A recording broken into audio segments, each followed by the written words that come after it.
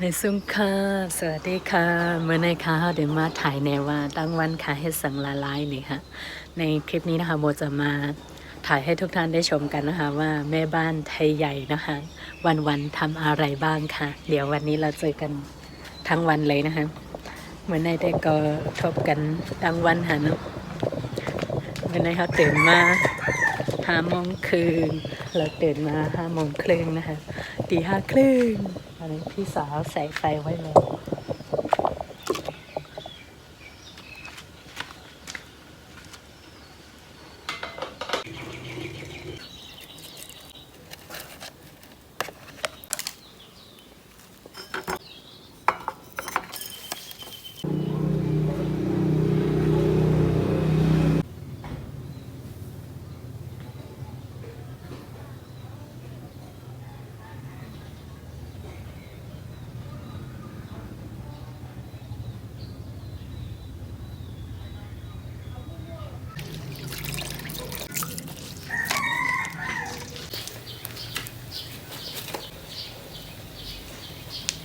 พอดีตอนเช้านะคะมีรถพ่วงมาขายผักแล้วก็กับข้าวถึงหน้าบ้านเลยค่ะเมื่อกี้เราโทรหาแล้วแต่ว่ายังไม่มาเดี๋ยวเขาบอกว่าเดี๋ยวเขาลงมาแล้วก็15กาดอ่อนกำเตลงมาเลยค่ะกาดอ่อนดีในเดี๋ยวมาถึงนาเฮินกำเดียวหามดาวโลกากาศเฮินแล้วตอนตาก้นขันเหมาะมากสำหรับคนขี้เกียจ ไม่ใช่บางทีเราไม่ต้องไปตลาดแต่ว่าเราซื้อแค่กับข้าวสำหรับ1 วันใช่ไหมคะก็เลยไม่ต้องไปแต่ว่าถ้าหากต้องซื้อเยอะๆอะไรอย่างนี้เราก็จะไปตลาดค่ะบรรยากาศตอนเช้าของที่นี่นะคะก็จะได้ยินเสียงนกถึงแม้จะอยู่ในเมืองหน่อยก็ตอนเช้าก็ยังได้ยินเสียงนกเสียงจากธรรมชาติอยู่กลางในที่น้ำรันในก็ได้ยินเสียงหนูเสียงนกเสียงกาวเนี่ยค่ะกลางในเจ้ามาตั้งหลังในค่ะเนาะพี่น้องเขาขายข้าวซอยเนี่ยค่ะว่าเนี่ยโทผู้ข้าวซอยเยเซงอ่ะเจ้เนี่ยค่ะข้าวเส้นฮะแต่มาเรียวไปถึงข้าวยำแต่ก็ไปมีก้นค่ะมาเรียวเดี๋ยวเป็นข้าวยำ5 โมงหลายไม่เด็ด5 โมง 40 50 เมตรใกล้ค่ะเนาะพอ6 โมงเดี๋ยว6 โมงก่อนเส้นในแต่ก็มีคนมากินนำเต๊กๆค่ะ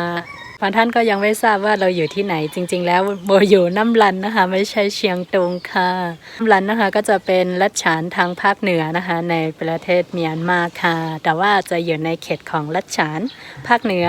เอาค่ะมันก็จะไปฮู้ว่าอยู่ที่ไรในแต่ก็อยู่น้ำลันค่ะเนาะอยู่น้ำลันเมืองไต้ปอดหองค่ะอันนี้เนี่ยนั่นแบบพักชิวก็มีนะ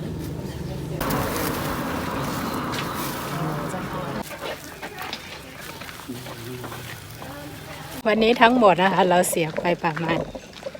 6,000 7,500จัดแล้วเราก็จะซื้อทุกวันแบบนี้เลยนะคะไม่ว่าจะเป็นข้าวแล้วก็กับข้าวที่นี่จะไม่เหมือนนานางเลยก็จะต้องซื้อทุกอย่างเลยค่ะมาดูกันได้เลยของอาหารสำหรับวันนี้มีไก่แล้วก็มีมะเขือถั่วฝักยาวมะเขือพวงผักสำหรับตอนเย็น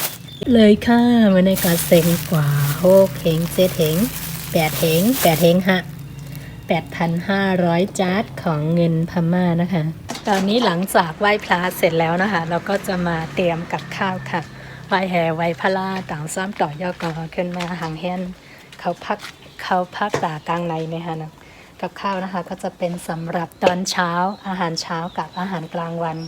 ก็จะทำด้วยกันเป็น2 มื้อเลยนะคะส่วนมากที่นี่จะไม่ซื้อทานเลยก็จะทำทานทุกวันค่ะ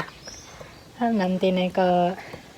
เฮ็ดข้าวพักกินค่ะเนาะพักในก็ย่าเอาตั้งไฟก่อนม่ามเพราะหมันเลยค่ะช่วงนี้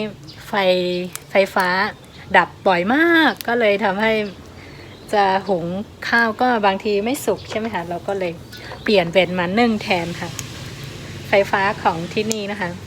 มาวันละประมาณ1-2 ชั่วโมงบางทีก็ไม่ถึงบางทีก็มา15-20 นาทีแล้วก็ดับไปเลยไม่ทันได้ทำอะไรลำบากพอสมควรสำหรับไฟฟ้านะคะแต่ก็ไม่ง้อไม่เป็นไรเรามีไฟเฟิร์นอยู่ Good morning ขายาม7 โมง7 โมงตื่นลาเต้มื้อน่ะคือวันเต้นเจ้าไว้น่ะให้นอนอ่ะ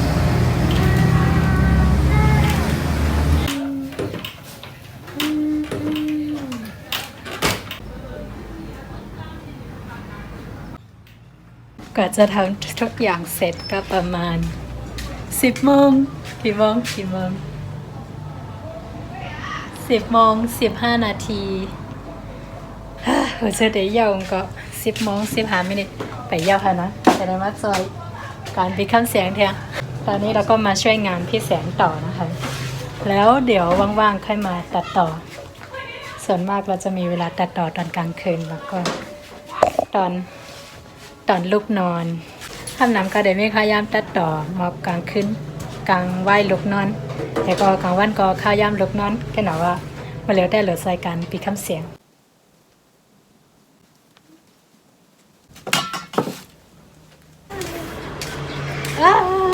ตื่นยา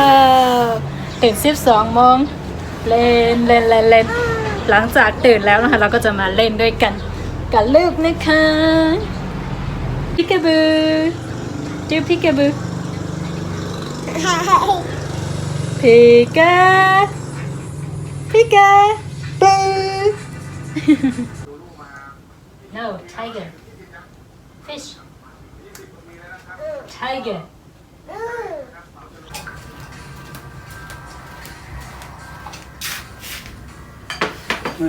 ดีมากค่ะทานข้าวอีกมื้อหนึ่งตอนเที่ยงนะคะกินข้าววันแทงกำหนึ่งค่ะนั่งไงบ่ายโมงครึ่งนะคะ เราทานอาหารมื้อกลางวันอีกมื้อหนึ่ง 1 โมงครึ่งเรากินข้าววันแทงกำค่ะข้าววันก็เป็นพักมื้อกลางในด้วยค่ะกับข้าวนะคะก็จะเป็นกับข้าวตอนเช้านะคะตอนเย็นเราถึงจะเปลี่ยนเป็นอีกก็จะเป็นผักแกงผักน้ำพริกอะไรแบบนี้เนื้อสัตว์เราไม่ค่อยเน้นที่นี่ก็จะเน้นผักใบเขียวนะคะมอนโบนหลับด้วยเดี๋ยวก็จะได้หันนี่เหมือนเดิมนะก็เป็นวันให้ไหนพี่นางเอาเฮ็ดตอนบ่ายๆแบบนี้นะคะพี่สาวมาเตรียมกับข้าวเรียบร้อยแล้วสุกแล้ว สำหรับอาหารเย็นนะคะโมไม่ได้เตรียมอาหารเย็นส่วนมากพี่สาวจะเป็นคนเตรียมตอนเย็นค่ะโอ้จะจักsay bye doggy bye doggy we take a shower เอาผ้า shower again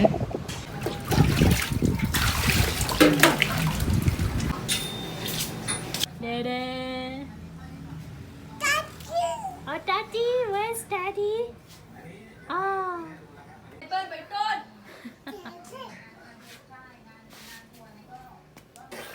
บายบายเด็กกะเล็บพี่ยุ่มอ่ะแม่อาบน้ำมาบ้านนั้นน่ะ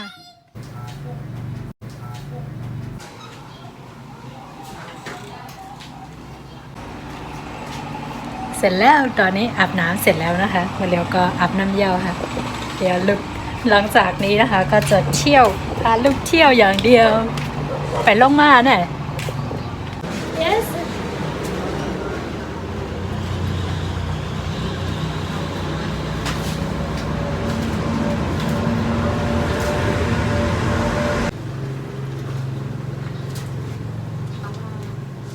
let's go let's go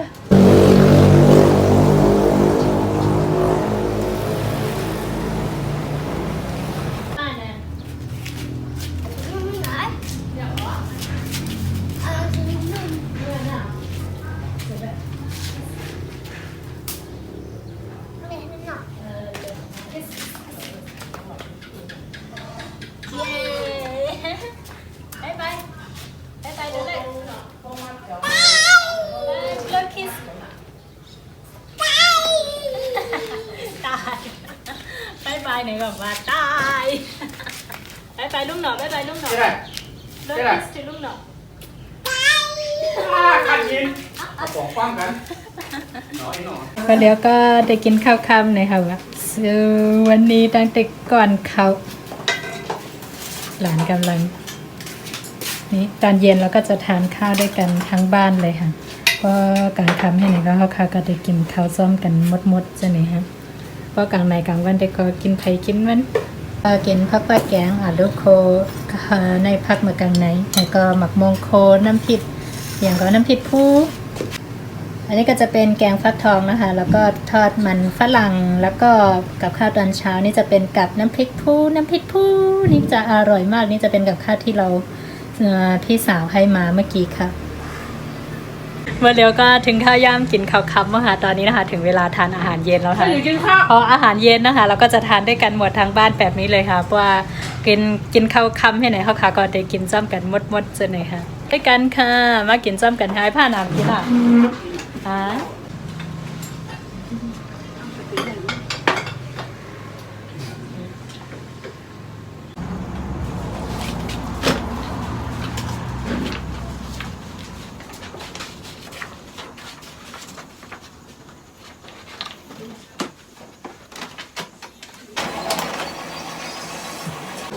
9:15 นาที9:15 นาทีย้ำทั้งตัวหนังสืออยู่เลยนะคะลูกยังไม่นอน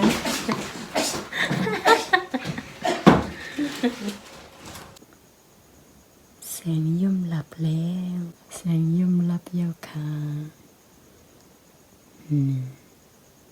พอจะได้หลับแล้วก็จะหลับนี่คือยากมากเลยตอนนี้นะคะเป็นเวลา4:05 นาทีนะคะลูกหลับไปแล้วตั้งแต่3:30แล้วก็เมื่อเร็วเป็นข้าวยาม10:05เนี่ยค่ะว่ายาก็ลูกก็รับกว่าเยาค่ะลูกค่ะแต่เป็นก้นรับยากอินค่ะเนาะลูกจะเป็นคนหลับยากมากบางทีหลับ3:30 3:00อะไรแบบนี้ตลอดเลยไม่มีว่า2:00แบบนี้นั่นแต่นอนก็หมอบอกก่อนแต่มีหมอก8:00เนี่ยมีเหตุบอกค่ะมี9:00มี10:00วันนี้ก็1 วันเต็มๆค่ะเนาะยาวกว่ายาวคาวันนี้ก็กลับ1 วันเต็มๆนะคะจบไปแล้วแทบไม่มีเวลาทำอะไรเลยหวังแค่มีข้าวยามเพียงค่ะ1 วันก็เดี๋ยวป้นกว่าจะไหนกันค่ะ1 วันนะคะก็จะเป็นแบบนี้ทุกวันเลยวนเวียนกันแบบนี้ตลอดเลยวันนี้ก็แต่นายก็อย่างกันนะวันนี้ก็จะเพียงเท่านี้นะคะเจอกันใหม่ในคลิปหน้าค่ะสนใจทบกันใหม่ในวิดีโอหน้าค่ะเดี๋ยวนอนก่อนค่ะขอให้ทุกท่านหลับฝันดีนะคะให้กูก็นอนหลับฝันดีค่ะ